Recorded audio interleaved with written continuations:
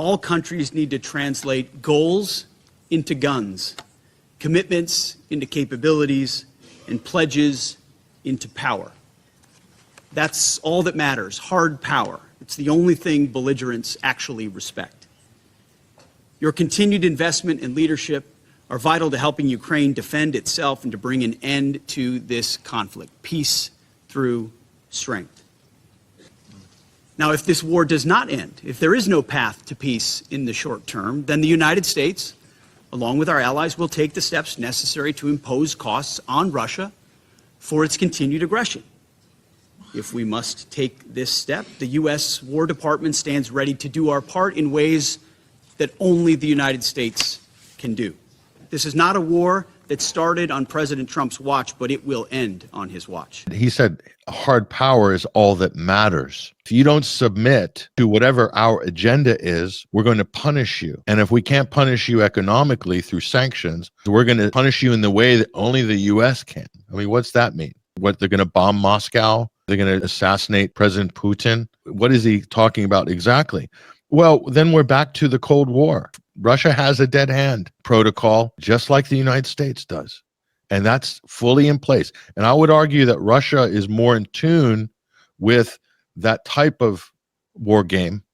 And even these latter generations post-Soviet are much more aware and understand the full implications of this in the context of international conflict and geopolitics than the United States does. I really think you're in a very dangerous echo chamber in America. And I really, if I could, I would just reach out through the C-SPAN screen and slap all the Democrats across the face, because I don't see any real viable opposition to any of this madness coming from the other side of the aisle. And I'm saying that from somebody who is nominally conservative. You know, I've written off the Republican Party. I mean, forget about it. The anti-war wing is only about 2 congressmen and maybe a senator. But on the Democratic side, where are the conscientious voices? Where are the people that are going to balance this out? The American eagle needs 2 wings to fly. Otherwise, it's going to go into a tailspin, and you're witnessing that tailspin right now in front of our eyes. And, you know, you go further, you know, with all of this belligerent talk, and when he says hard power is the only thing that matters, yeah, you're right. I mean, you can even use that 2-winged analogy even on that. If you don't even have diplomacy on the table, if that's not even a viable alternative, then what is the only thing left for the other side to conclude? That they too must ramp up their military capacity, because there's no alternative for diplomacy. So the only thing you're giving Russia from a position of strength is either capitulate to our demands, or there's going to be more conflict. Now, I mean, no one on the planet in a human history from a position of strength and power is ever going to submit to somebody else because maybe they'll ramp it up here in their war. It's irrational. It's illogical. And yet it's not just the United States, because now then here in NATO, this meeting here by the NATO Secretary General, Mark Rutte, is talking up the military arm of his ideas.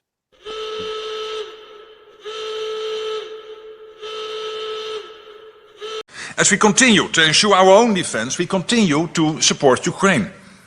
Their security is linked with ours. This is not just words, but is reflected in the support we give to Ukraine. Thanks to funding from allies, we are providing Ukraine with critical US equipment through the Prioritized Ukraine Requirement List, or PEARL.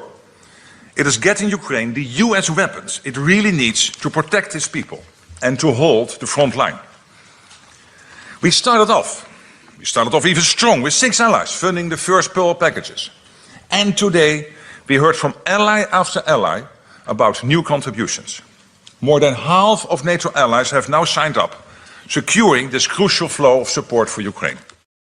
So he's talking about this so-called PEARL initiative. People may have heard of that. It's PURL, which is basically, we're going back to the Biden era and what the Biden team did. And just, we always said that defense, the thing that it was called the Ramstein defense meeting. Now this is kind of a new one here, but it's the same thing.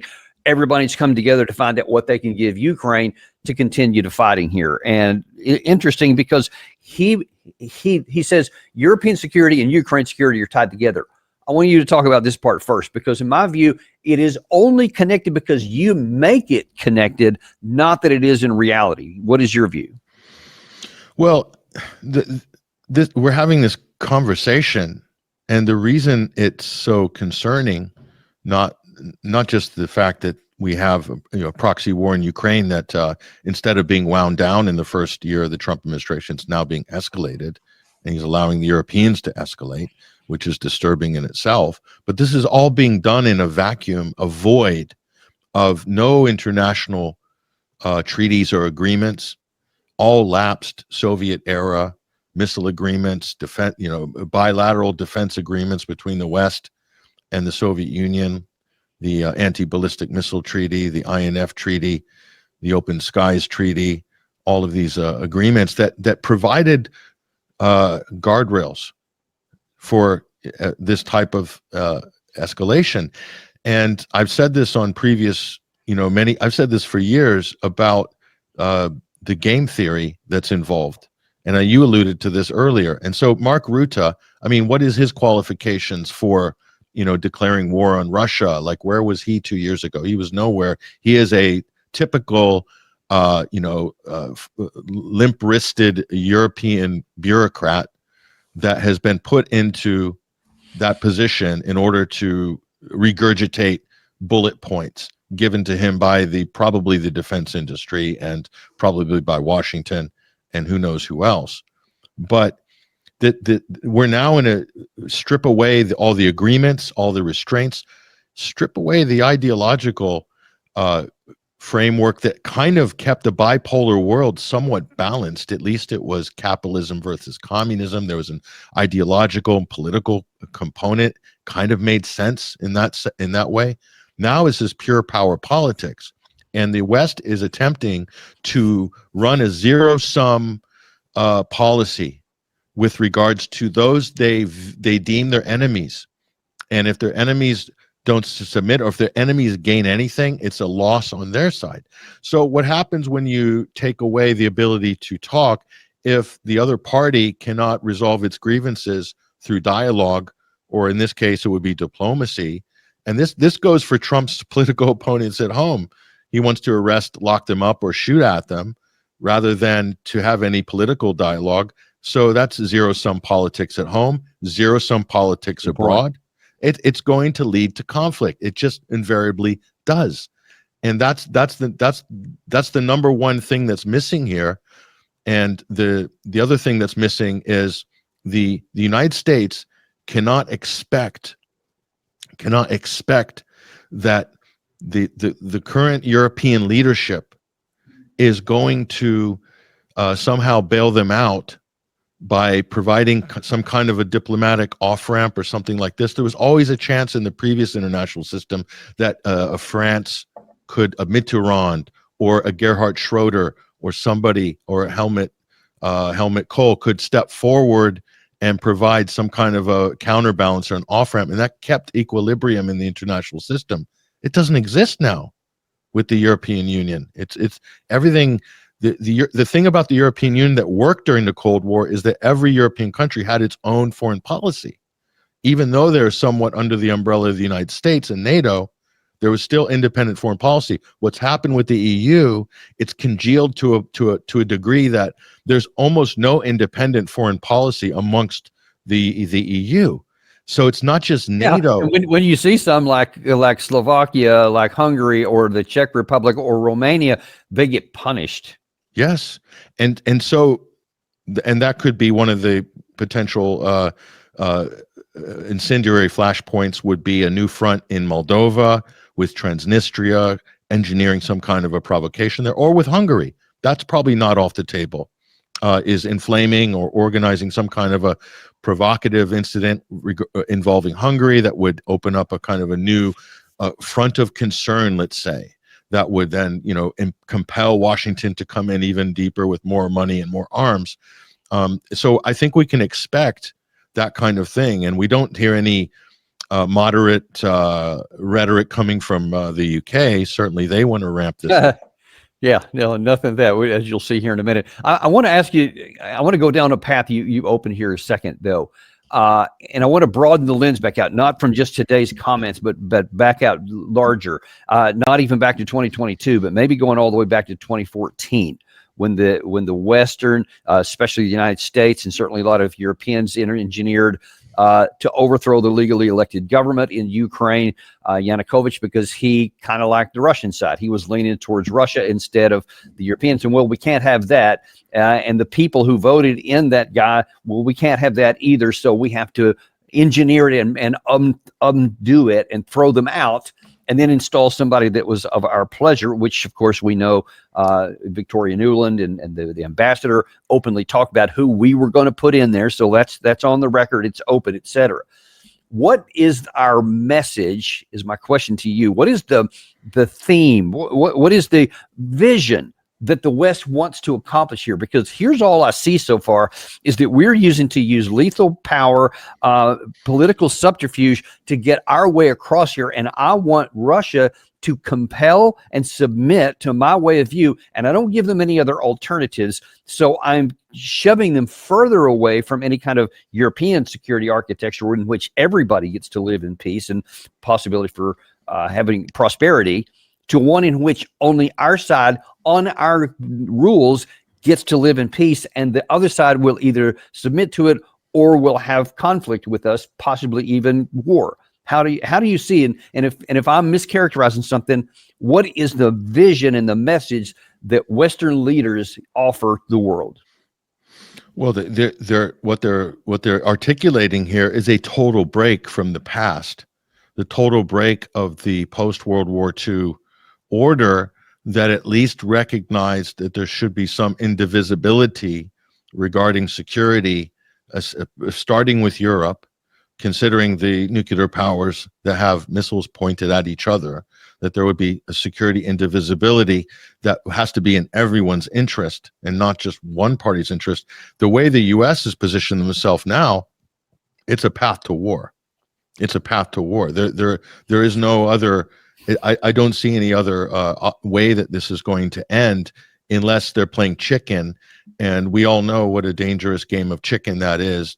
And then even if you're playing a game of chicken with the Russians, they're still going to demand and ask for the same things, because Russia's already thought this out, because it's an existential issue for them. So they already know their priorities. They've already sent those to Washington in the communique to Tony Blinken in December of 2021, and it hasn't changed since that. And so for the United States, they don't know what they're, and that goes to your original question, Daniel. What is the vision? What is the vision? Is this has nothing to do. So there's no ideological component. It's not free market capitalism versus communism. So there's not that.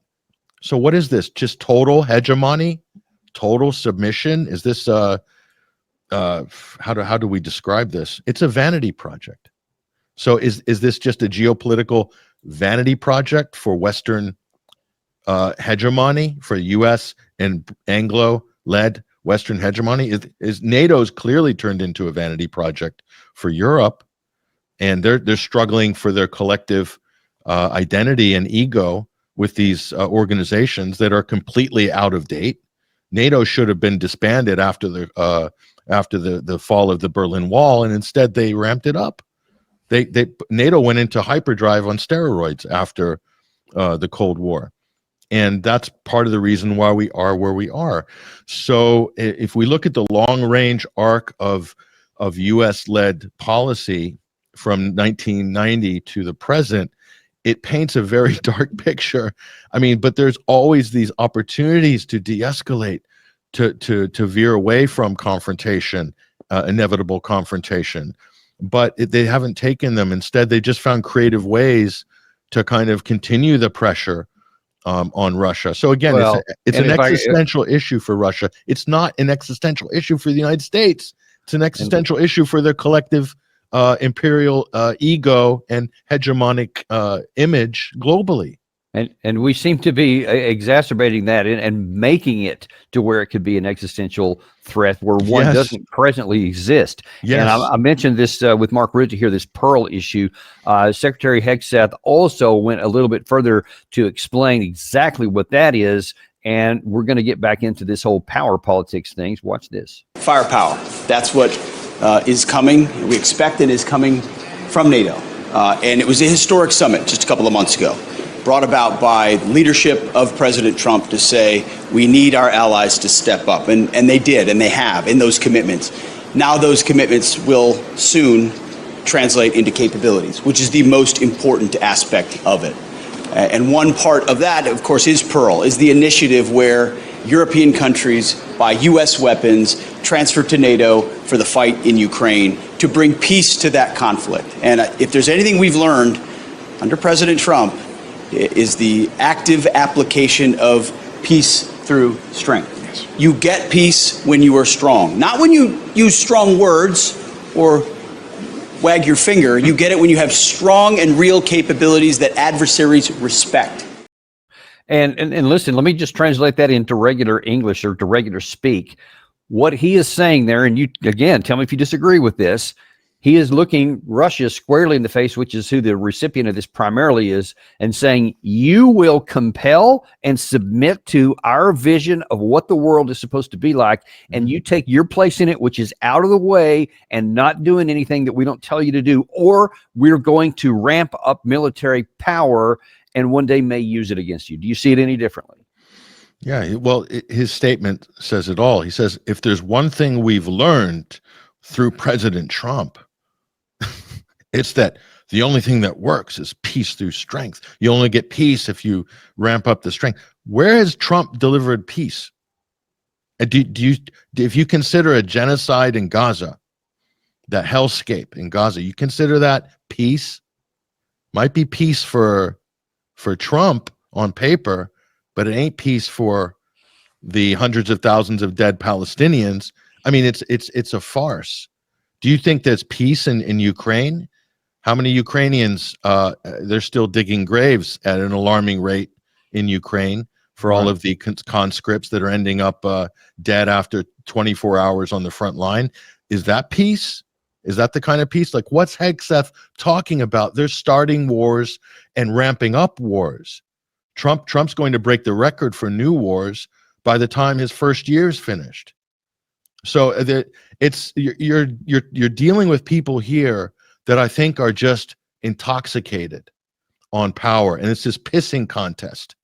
The Hegseth standing up there, cocksure, basically, yeah, we're gonna firepower, we're gonna deliver firepower, and just how does this sound from a Russian or a Chinese point of view, or other UN Security Council members, or the rest of the world? They're like, well, clearly America's lost the plot. You've got a psychopath in the White House, and it's the sum of all fears for the rest of the world. And this thing you can bluff your way to some kind of capitulation with nuclear armed states. I mean, it's beyond irresponsible, and Americans need to step up and admit and say that it's offensive.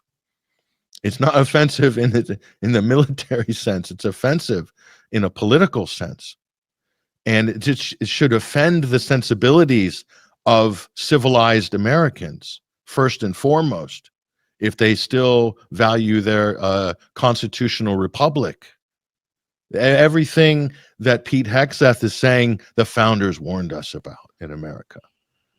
The founders warned us about, and other erudite politicians have articulated over the years, including Ron Paul and others. And I can't believe I'm hearing this from somebody who's not even qualified to be head of the DOD or head of the Pentagon. Because clearly, if you listen, if you took all of the qualified people for the head of the Pentagon and you stacked up their resumes, their CVs, I could probably get you 100,000 resumes, and his would be at the bottom if you went on pure qualifications. Yet he's selected for this position, and the disaster that you're seeing right now is what you're going to get. So this is what happens when you promote people to the level of incompetence. And these are people that are media actors. Yeah. So they're playing to the camera, but it's not just an act. It's not just an act. This has ramifications in terms of policy, in terms of how other countries are going to react. Well, it does, and that's one of the things that Hegseth is really, really good at, and that is playing to the cameras. Obviously, he was skilled at that at Fox News for all those periods of time. Why he was selected here, and how it's on display here.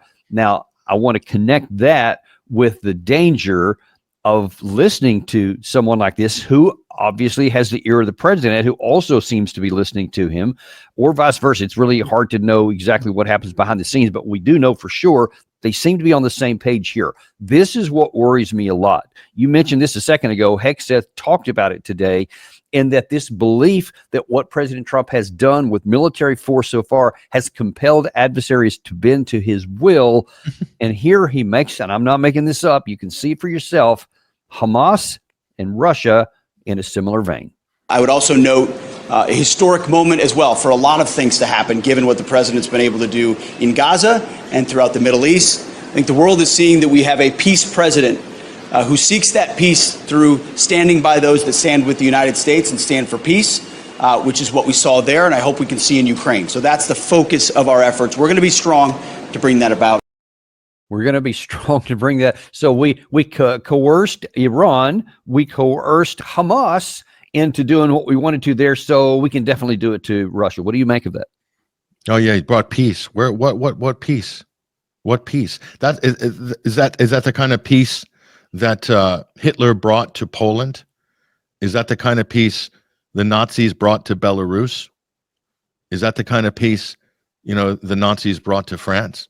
That's the kind of peace he's talking about. And if he spent more time reading history rather than looking at himself in the mirror, preparing himself for his press conferences, great hair, by the way, Pete, maybe he'd be able to understand some of these things. And another thing he might want to study is just basic game theory. And basic game theory says, when you threaten the other side, and this has been worked out, umpteen models, I have 3 books on my shelf that explain and model every single interaction in sanctions and also in military threats, that when you threaten the other side, you're not, if they expect that you're going to punish them, even if they agree or capitulate, which the United States has a record of doing, then they're not going to comply. Almost 90+% of the time, the other party will not comply, whether it's sanctions or military threats. And for those who may not know, I wonder if you could just kind of real briefly say, what is game theory? Because some people hear that and they think of like a video game or something, but it very much has to do with real life. Yeah, it's modeling out every action has a reaction, and it's modeling out what the likely outcome of any type of altercation or argument or sort of fight will end in. And as many erudite military historians have said over the years, that war is an extension of politics by other means. So you have to look at it in its totality: political rhetoric, political diplomacy, negotiations, fighting, bombing is all part of the same. It's all part of the same continuum. So this is how Russia looks at warfare and diplomacy. And this is how many previous European leaders used to look at it. But we live in a different age where you have people that have almost high school level sophistication when it comes to international politics that are in positions of power. And that's a very dangerous thing, because you have a big chasm between worldviews from the East and the West now. And I think there's so many unqualified people and charlatans that have been foisted into leadership positions in the West for various reasons. I think a lot of the talented people don't want to be in politics, and it's been like that for many decades. They don't want to serve their country because they've lost respect, or they don't revere government as a noble career.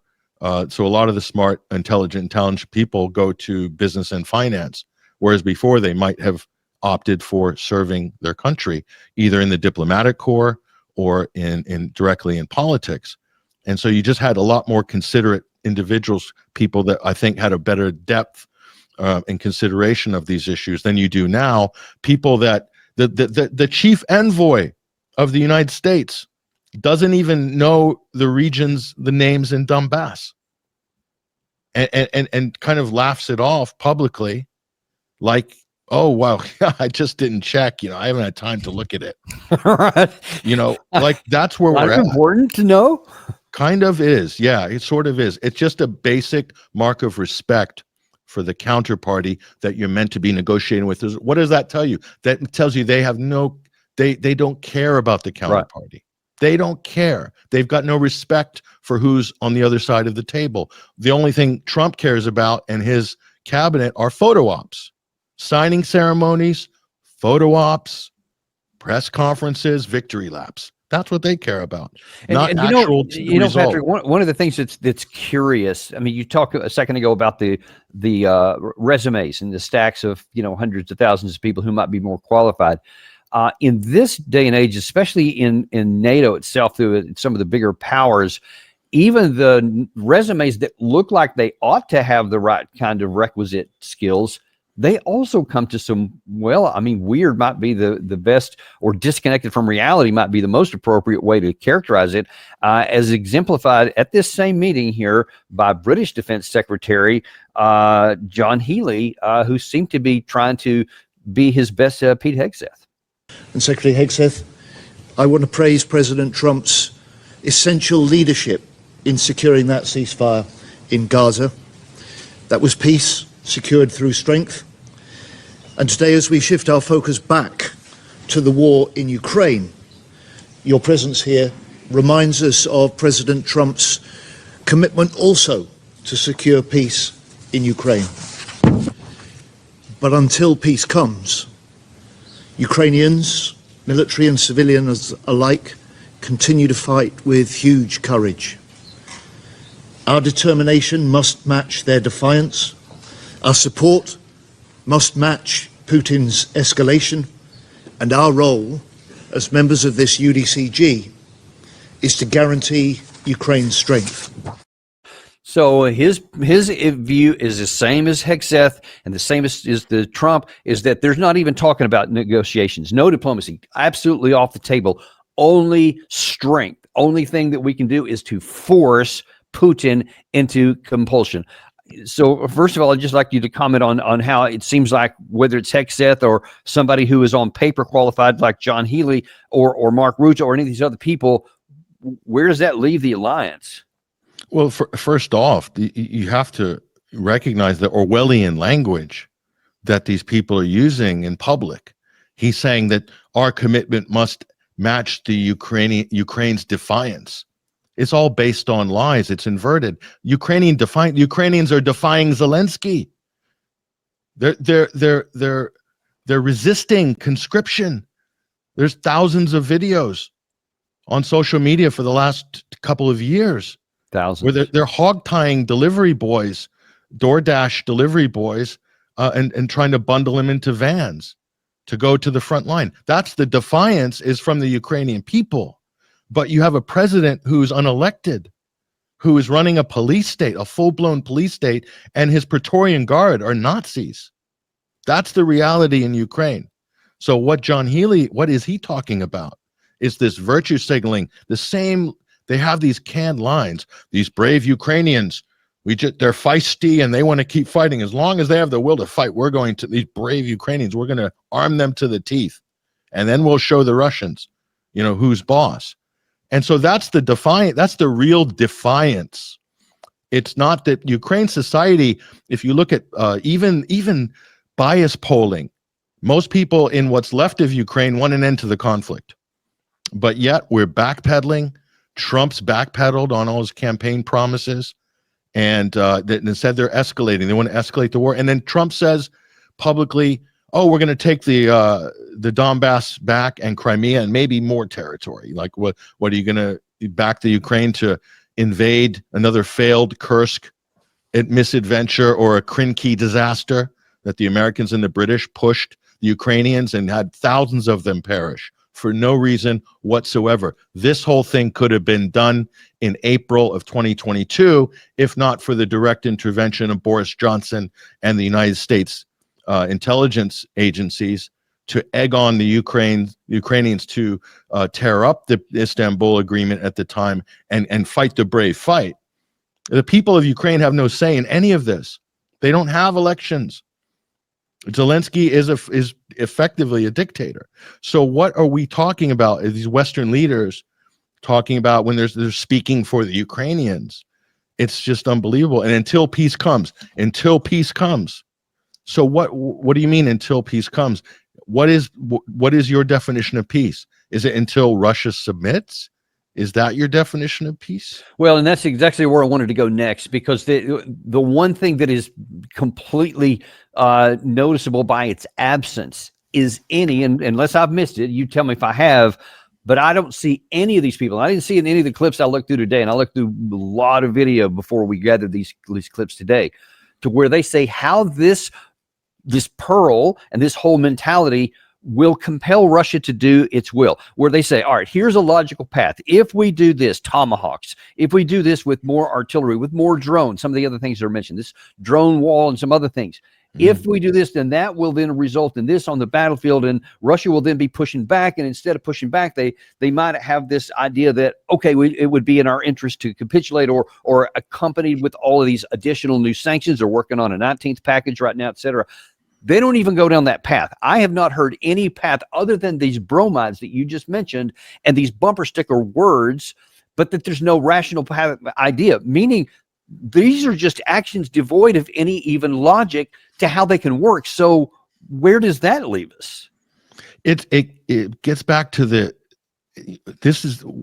it's all tactical led policies and no strategic led policies. So Pete Hegseth is Donald Rumsfeld with a grease haircut on steroids. You remember Donald Rumsfeld? We're going to be a slimmer, leaner military, and we're going to focus on small attack groups, and we're going to scale it down and be more precise and more surgical. And that's how we're going to, advance, whatever our objectives are geopolitically vis-a-vis Iraq, etc. Okay, tactically led. But what's the ultimate? What's the strategic objective? What's the strategic vision? Then you're getting into worldview. Then you're getting into civilizational, philosophical questions.